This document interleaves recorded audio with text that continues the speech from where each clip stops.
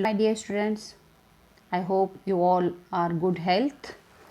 So today's session here, welcome to session 3.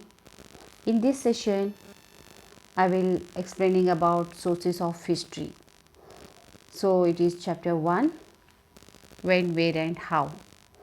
So you have already learnt in this chapter what is history, who was the father of history, so classification of history, time and date.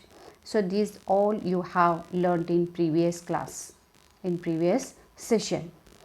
In session number 3, so you are learning sources of history. See here, history, sources of history. Historians, see here, how do we study the past? How do we study the past? Historians use various sources to reconstruct the past. By piecing together the sources of the past, historians can form the impression of the historical event. Okay, so that some historical events are there here. That sources of history is broadly divided into two categories that are there here. First one is archaeological source, second one literary source. So these are the two types of sources in history. One is archaeological source, second one is literary source. Okay students, what is archaeology? Means what is archaeological source? Archaeology is the study of old material remains left behind by people. These include old monuments, some like palaces, temples here. Some monuments are coming, inscriptions, coins, artifacts. So these all, when we have digging the surface of the earth, we get from that. The people who study such old material remains are called archaeologists. Archaeologists are studying these materials. Monuments, old buildings. See here, monuments are the old buildings. Okay, some artifacts.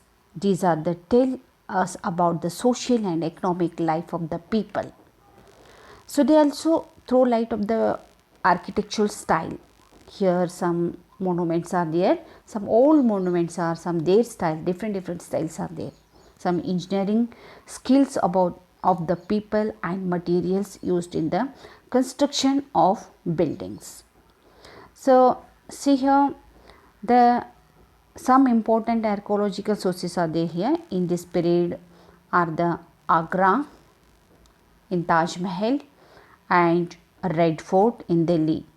In Ajmer Fort also very famous in archaeological source, that in monument, and also in Jaipur Fort of Jaisalmer.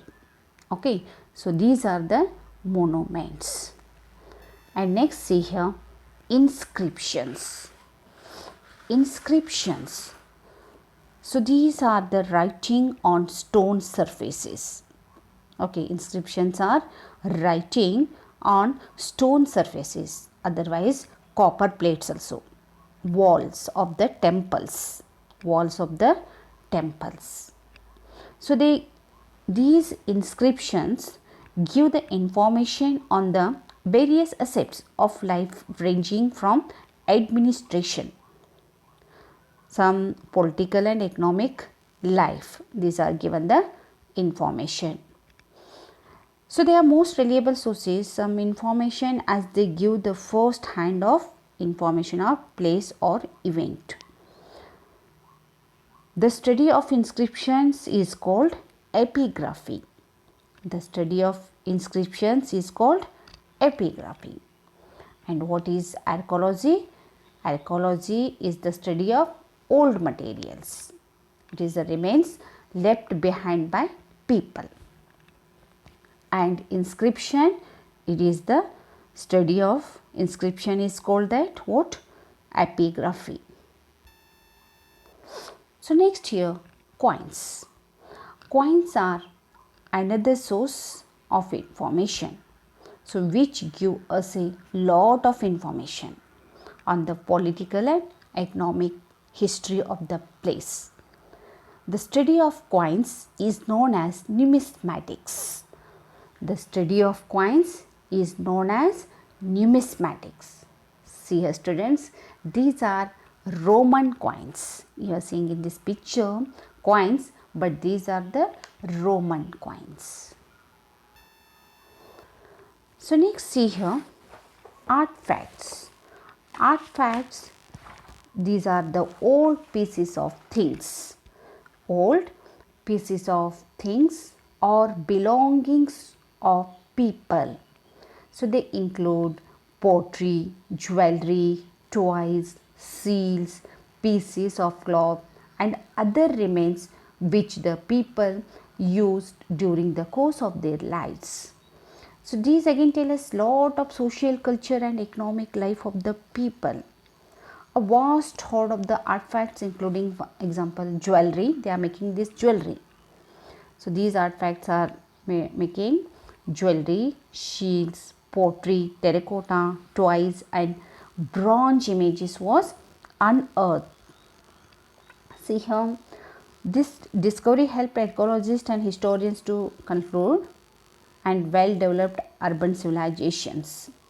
Okay, so these are the artifacts. And next see here, literary source. What is literary? What is meant by literary? First thing, literary means manuscript. Manuscript means it is written by hand. Okay, and some literary sources are there here, religious, secular and foreign accounts.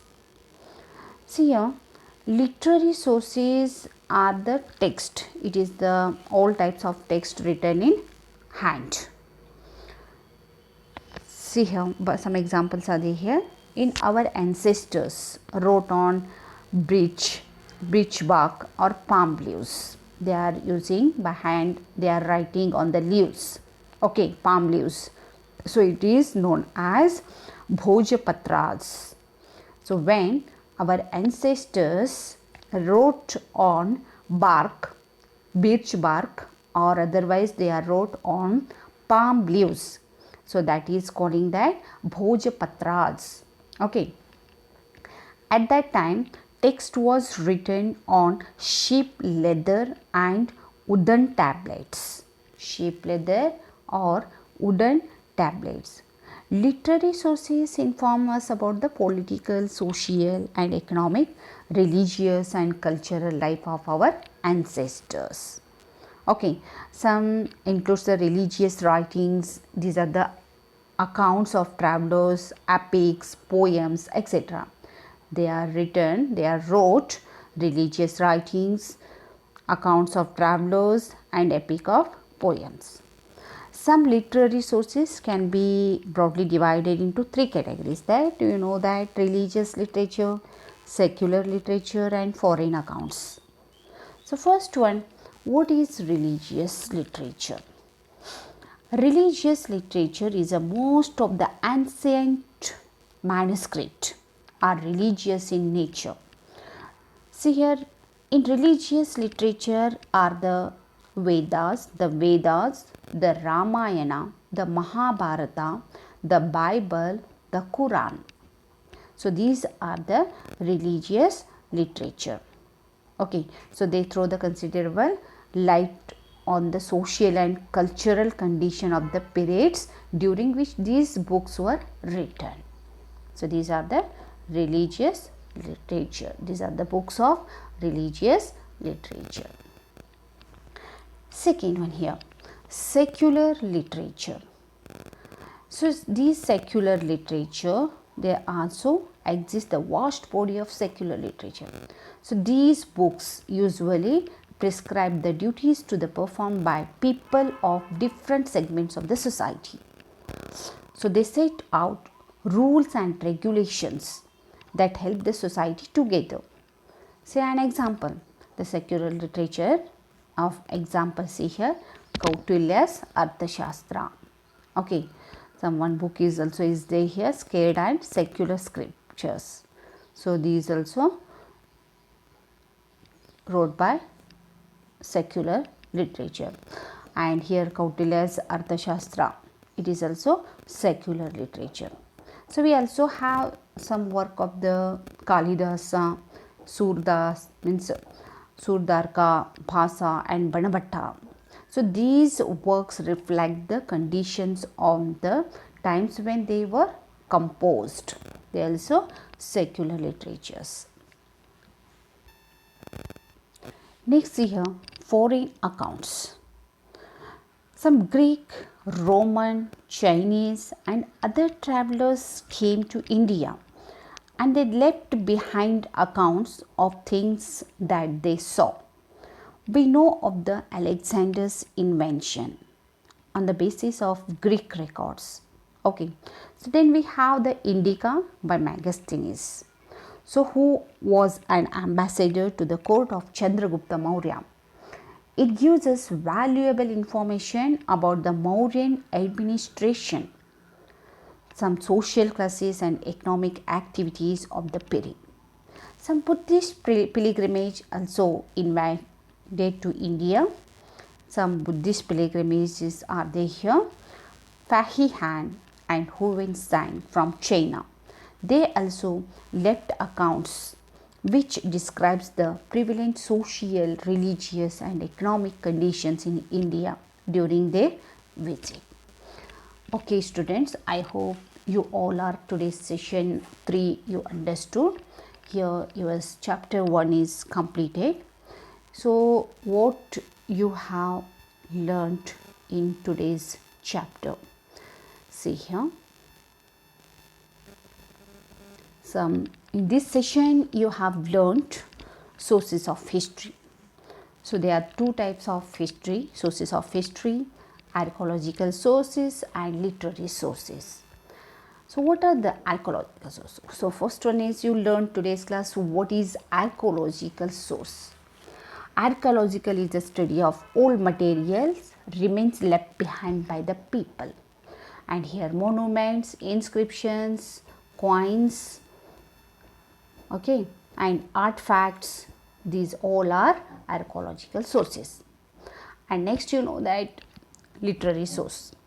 So religious, secular and foreign accounts, these all are the literary sources.